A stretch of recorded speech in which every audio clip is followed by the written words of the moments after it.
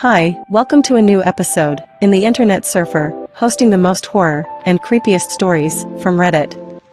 Please don't forget to comment, like, share, and subscribe. Enjoy. My answer to what's the worst thing you've ever seen? A long horror story from Reddit Nosleep. I'm a nurse. I tell a lot of stories to curious people who tend to regret asking right after. It's hard to find another job that matches the sheer breadth of human suffering I'm exposed to daily. The human body is an unbelievably beautiful and complex organism that can contort and be contorted in some wildly obscene ways, and I've had my fair share of horrible sights in my time. Wounds fester, gallbladders fill with stones, forks get stuck in eyes. We are precious trivial things, and the same body that can survive a fall from a plane can die from a stubbed toe. Not that I figured the survivor of the fall particularly wanted to live at that point. Anyway, my point being, everybody who's ever spent any time in a hospital has seen something gnarly that they'd rather leave behind forever. Even sitting in a waiting room can lead to boredom that can lead to a peek through a door that can lead to a burn victim convulsing in his bed. I always hope that the folks who take that home with them develop a new appreciation for life and empathy for their fellow man. Personally, I worked on the floor that said burn victim was treated on, and his moaning made me grind my teeth all night. Sometimes I want to put my head through the wall as payback for the god-awful thoughts I've had about people who were suffering and dying with the audacity to do it near me. It's not a job for everyone. It's hardly a job for anyone. But you get used to it. You sit in it and live with it. The hospital becomes the third place that no one else can really see. You look at a bed in the corner of the room, and you remember the last 3 people that died in it. The fourth's face is already gone. It's good to remember, to appreciate, to hold the knowledge that they were real, they thought and felt, and it can mess you up if you let it. It's only now that it's flooding back in. I let it flow through me. It hits, and it goes. The wind doesn't knock me over. But little bits get stuck. They itch bad. Now I'm there again. I think I might be done with hospital soon. It's been a couple of years. Back then, I was at work every day and almost every night. My divorce sucked bad, and I thought it might kill me if I spent any more time at home than I had to. I'm good at my job. I can autopilot for days. Sometimes I sit in my car afterwards and can't remember a single thing I said or did the entire day. Nobody's ever complained. Nobody's ever given me stuff from above. I'm not a surgeon or anything. I wasn't cutting my heart open with my eyes closed. I was often checking on people who were bedridden, replacing bedpans and listening to them complain in one ear as it went out the other. There's nothing better to tune out. When I'm in that building, I'm a nurse, not a person. I work and I forget. That kind of fugue state is not good for you, to say the least. I'd highly recommend trying your best not to get disconnected from reality like that. When it breaks and you come back to the surface, it hits like a truck. It kills. I know it. In those weeks I spent on autopilot, I slowly realized that I only remembered a single thing from every workday. One patient, in one room. He was an older man who'd been transferred from another facility after spending over a year in a coma. He was just some normal guy who, according to his family, had fallen unconscious while at home and never woke back up. They visited him sometimes, almost always alone. 2 young men and 1 older woman who would just sit with him for an hour or 2 and whisper to him, like he could still hear. It was a sweet gesture, I thought. Too many people are left by their families to rot in their beds. I think unconscious people still have some sort of awareness of reality, even blurred through the impossible layer of a coma. They were always leaving when I came in, sparing me a glance or 2 before hurrying away. One of the young men always had a certain angry tiredness to him, the circles under his eyes making his frown sharper. He always spent the last time visiting and held himself with a certain rigidity, hands always in his pockets. I was curious, somehow wondering who they were to him, and, stranger, wondering why I cared at all. At the end of every day, I could only vividly remember being in his room, seeing him with his eyes closed, watching those people whisper and stand and leave.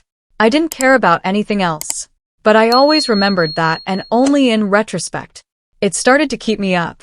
I worried my mind was making choices for me. It was always the same. I'd walk into his room. He was lying there on his back, still, eyes closed. His hands were always clasped over his chest, right over left, and his body was straight. I know some people find that creepy, like a corpse in a casket, but I sleep like that too, so it never bothered me. He just seemed so restful. I don't know what it's like to be in a coma, but looking at him, I always had a twinge of jealousy. Imagine the rest, the weight off his shoulders. Dreams or empty silence. I thought I'd rather be him than go back to my house and my husband again. So I always tried to make him comfortable. If his visitors had been by, they often left his head pointed to the side and his pillow jostled into a weird spot that didn't seem great for his neck.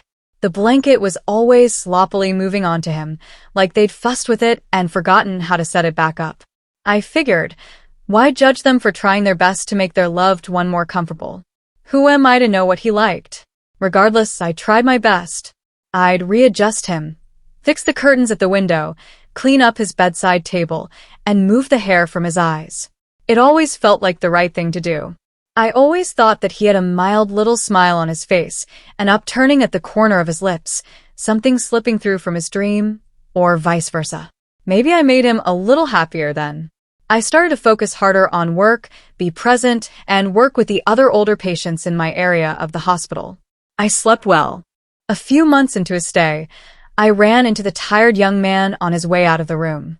His hands were out of his pockets for once, and he was clutching them together with a strange tightness. He was grimacing and breathing heavily. I felt my heart jump. I don't know what it was. I decided to bring flowers, and nearly dropped them as he pushed past me and vanished down the hallway. I had to stop for a moment before I could make myself enter the room. The man in the bed was still there. He was still on his back, and his hands were still clapped together. The blanket was halfway off of him, worse than usual, and I went to fix it when I noticed something I'd never seen before. He was wearing a ring. On his right hand, middle finger, he had what looked like a typical wedding band. I couldn't figure out if it had been there before, if I'd just glossed over it every time, if I were just put off by his visitor's behavior.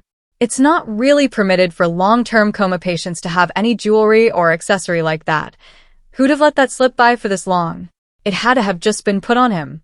I wondered if the young man had found his wedding ring and snuck it back to him, which struck me as surprisingly sweet, though I hadn't heard anything about him being married, and none of the visitors identified themselves as or acted anything like a spouse that I could tell. Like I'd know.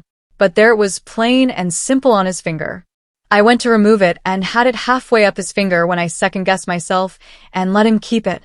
I guess it just felt wrong to rob him of it, after all the time he'd spent alone and unconscious. I let him keep it. I think about that a lot. It was the next day when everything started. I came in, fixed him up, and was drawing the curtains when he began to groan. It was a low, long, pitiful kind of noise, like a wounded man bleeding out on the floor, alone. It lasted for so long. I immediately looked for any sign of injury or motion, but he still just lay there, mouth hanging open, groaning. It made me angry. I don't know why. I hate to admit it, but it made me angry. Something about the sound just got under my skin in the worst way. I wanted to hit him in the face. I held it in. Some of my coworkers came to investigate, immediately complaining about the sound. We all had this vague frustration with the poor man. They moved him to check for injuries despite my insistence that I already had, jostling him roughly as they flipped him over and looked at his back. There was nothing, of course. He stopped groaning after a few minutes, but it was enough to set us all on edge for the rest of the day. I still fixed him back up in a comfortable position, but there was an undeniable air of unease and frustration in the room. I left him alone. His visitors stopped coming. I never saw any of them ever again. Every day, he'd groan, and we'd all start to slip. It pushed our buttons until they broke.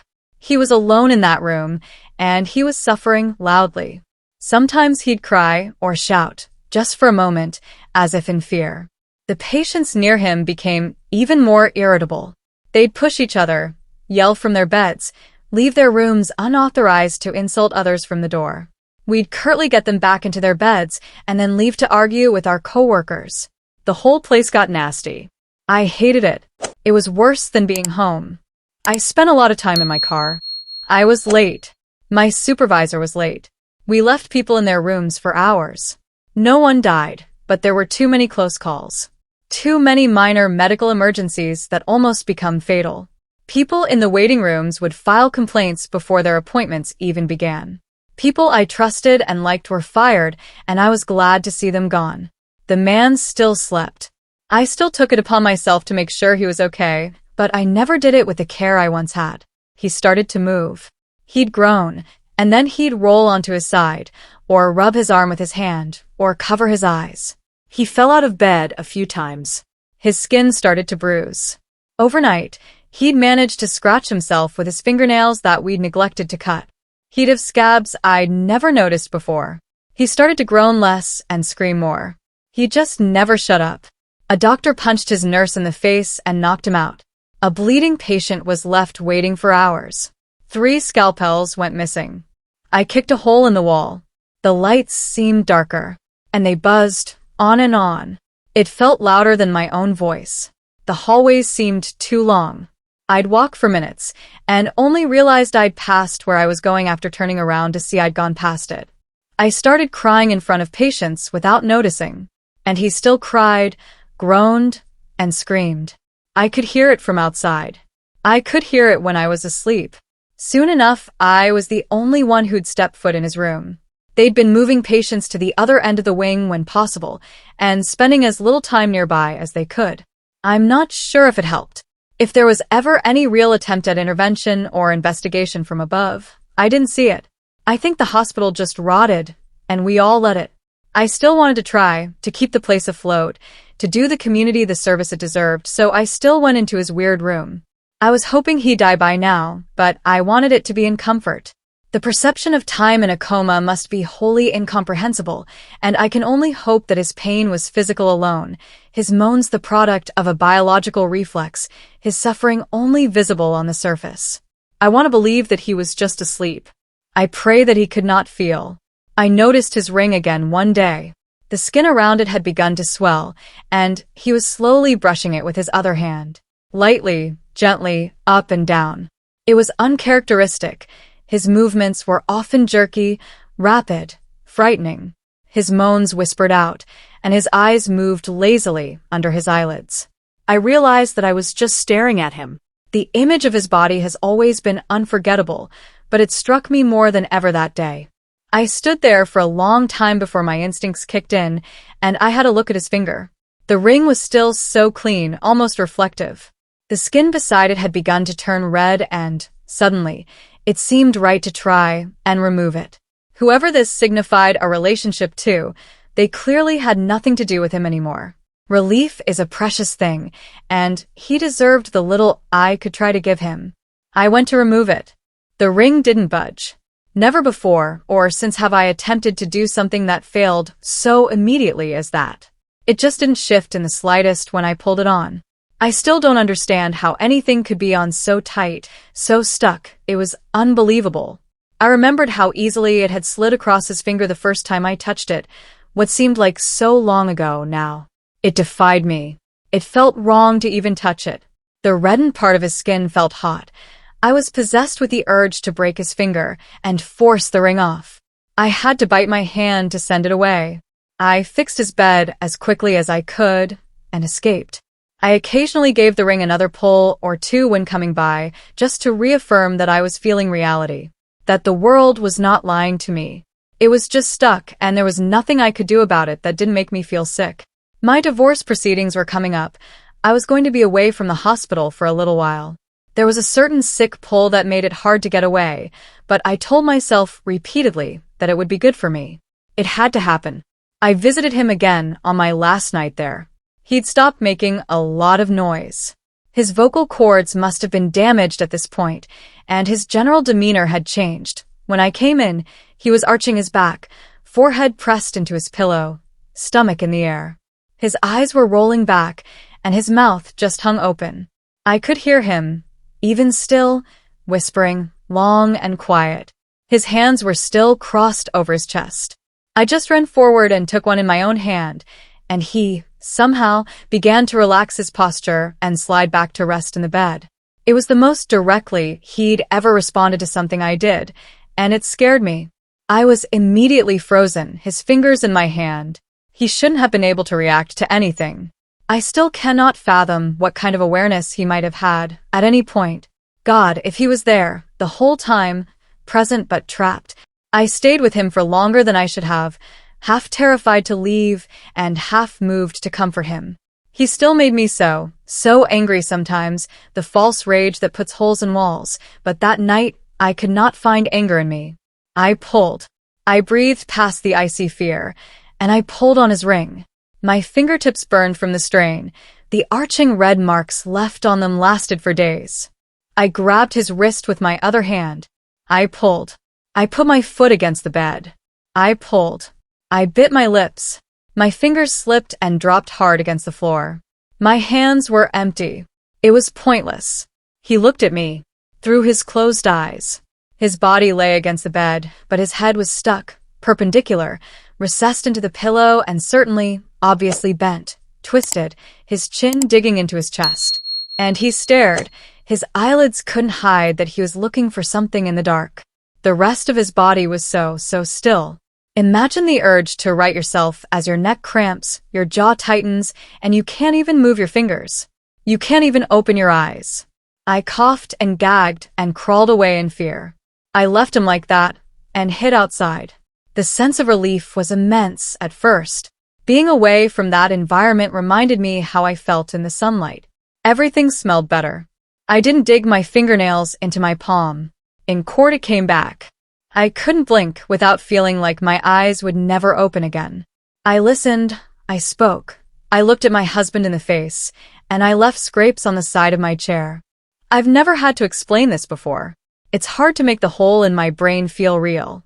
I've never cared about anything that much. I didn't care about my own divorce while it was happening. I wanted to be anything else. I wanted to hurt myself. Nothing bad even happened. No one said anything, did anything. I just wanted to bite a chunk from my own arm every minute. Something wormed in there and made me sick. I threw up on the carpet before God and everyone. I was very nearly hospitalized. I was just so afraid. Afraid that something was going to happen. Something is always about to happen. It worked out. I'm single again. My ex-husband got a lot of things in the split. It's not the worst time anyone has had in a courtroom. Everything really seemed so small. I hit my head against the wall a few times and went back to work. The lights weren't on when I pulled into the parking lot outside the hospital. It was already late. The rest of the building was lit up as usual, but my wing was dark. A pit formed in my stomach as I sat there, craning my neck to look through the windows. Squinting, thinking. We were all professionals. It should never have been able to get this bad. For us all to slip. I still don't get it. The window went back into forever. Something far behind it was lit, a tiny light spilling from behind a cracked door. Something moved in front of it. I swallowed the fear and bit my lip.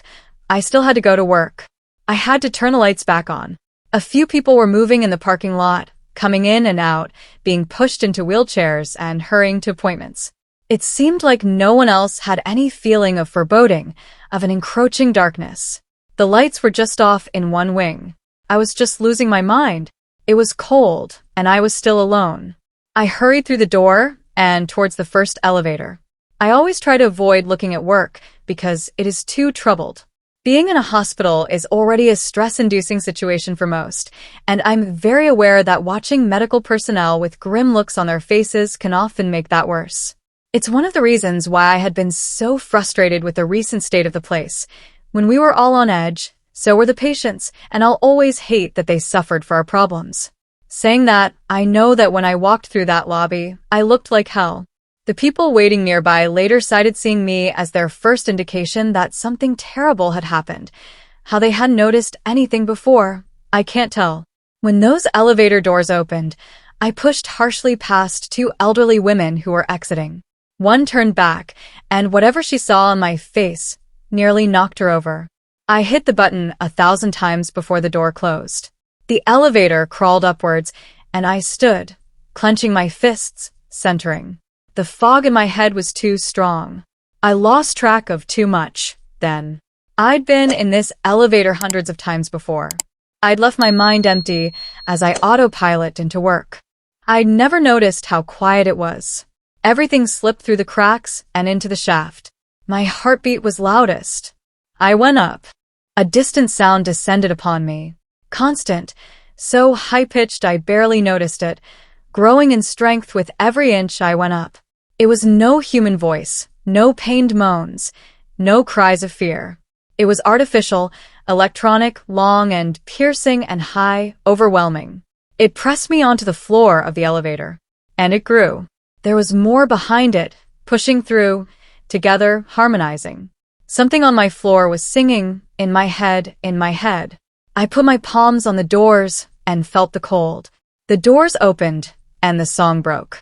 The metal slipped from under my hands, and I toppled out into the noise, into the darkness of my workplace. The melody was gone. Now it was only sharp. It pierced me as I crawled out of the elevator, and only then, only when I looked up and around, did I realize what I'd been hearing. The heart monitors. The heart monitors in every room were screaming in the dark. Almost everyone in the bed on this floor had stopped breathing. Their hearts had stopped pumping.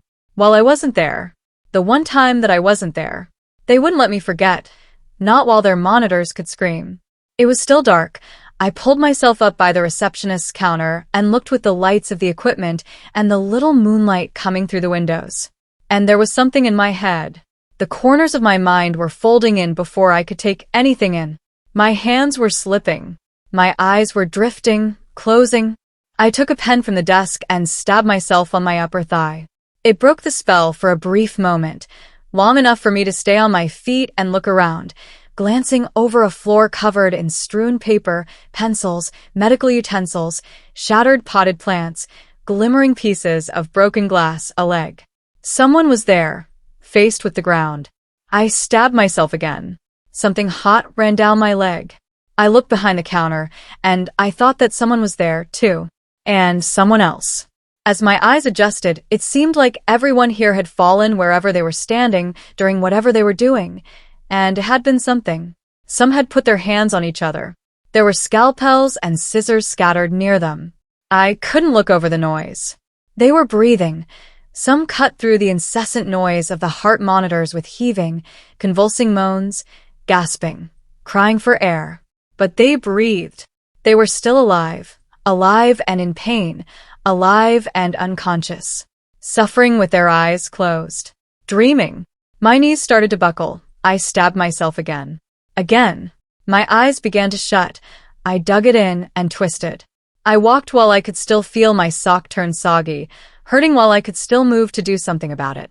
I passed by doors softly swinging and saw, briefly, feet under covers, hands dangling limp, eyes shut tight and mouths hanging open. Every one of our patients here had died in their beds while I was gone. The pen broke on my thigh. I replaced it with the sharp end of my fingernail and pushed around the corner. In the back, past the sticky heat in my hand, was his room. He'd still be there like everyone else. I couldn't pick out his heart monitor among the rest. There was little reasoning to be had with the weight bearing down on me. I stopped thinking and kept walking. Thoughts and feelings can be difficult to recall when in the wake of something terrible. I was there. I remember what I saw, what I touched, but something in that hospital sits just out of sight. There's something watching from around those darkened corners that I don't remember how to see. It wanted me to close my eyes and collapse. It begged me to, and my only answer was on the tip of my finger. I don't know what would have happened if I'd let it put me to sleep. I think I came in too late for it to sink in like it did for everyone else. I think the scars on my leg are worth a lot. I groped further down the hall, stumbling past fallen bodies with one finger in my ear and the other in my leg. His room was just ahead of me now. It smelled like blood. It mixed with the copper stench of my dripping leg, and I ran the last few steps to the room. I knocked on the door and slipped. It was blood, pooling and crumpling my back against the slick tile as I landed. My head snapped up, and there he was. He was harrowing. The moonlight bathed him, and I saw. He was again arched above his bed, his back achingly curled, almost perfectly still. His teeth brushed his pillow as his spit pooled, his mouth distending in silent pain. And his arm was moving. It trembled forward, shaking, leading up to his hand. There it glowed. Split, Flopping from the tip of his middle finger were the remnant flaps of its skin, glistening with strands of red between them. Under them, the fingers of his other hand, their own skin beginning to split as he pushed the ring, that ring, of course, up and out through the skin, twisting, tearing the skin, anything to push it up and off, finally off. He moved and he bled, profusely, unbearably, but he moved in his unconsciousness, to make something happen, to fight back. I ran my hands over the bloody floor as he slowly pushed, decoupling the skin from flesh, working it forward and through. The ring was bright as it carved. There must be something. There must have been something that I couldn't see about the ring. Something I couldn't understand. It bit me, and I lunged against his soaking bed, throwing him against the wall, undoing his petrified arch, snapping his body limp as I wrestled with his gushing hands. The ring was dangling now, a centimeter of flesh and bone remaining in contact with it, sticking to the pink flaps of flesh, now drooping over the tip. I gave it the extra pull. I tore away the skin and took my teeth to it. I tasted sickly metal, and only then did it come loose. The sudden release put me on my back again, and I writhed with the seconds of thought I had left. I twisted the scraps of flesh between my teeth. The weight pressed in again, so strong, and I watched the ring spin red against the tile as I left, at last. I know his eyes never opened. I was so afraid of what I would see when mine closed. I guess my worst thing isn't much in the end. Anyone who spends enough time in a hospital has seen flesh tears and blood spill. Really, it was him. It was what he saw. I saw something awful. He bore witness. He knew what I could only feel. There's not much left. We woke up. He was dead, incredibly so. Whatever he saw has no hold over him any longer. I have to dream. The ring was long gone when I came to my own hospital bed. We were all reeling, some in ways that they never truly could make peace with. They all saw something, and they all forgot enough pieces of it to live. Many diagnosed instances of brain damage came from that day, but we lived, and we all had questions. There had been a tragic accident. Certain gases had been building up in the air, affecting our emotional regulation, which led to a sudden, spontaneous bodily reaction that knocked most of us out and killed many of our aging, weakened patients. It was a beautiful answer to square away what lingered. An excuse. I couldn't look at my coworkers much after. I always saw how we had been to each other before, and it pushed me away from that hospital for good. I wanted to believe in them. I want the presence I felt with that pen in my hand and those heart monitors singing to just be gas in my head. But it's there, right where I don't remember how to see it. Sleep doesn't comfort like it used to. Now, when I begin to dream, I dig into my leg until I wake. And then I wonder if it'll be back when I close my eyes. If a stranger will visit me while I sleep. If I'll ever wake to feel something tight and warm on my finger. If I'll ever wake at all. Thanks for watching. Please comment, like, share and subscribe. The Internet Surfer on YouTube for more horror and scary stories.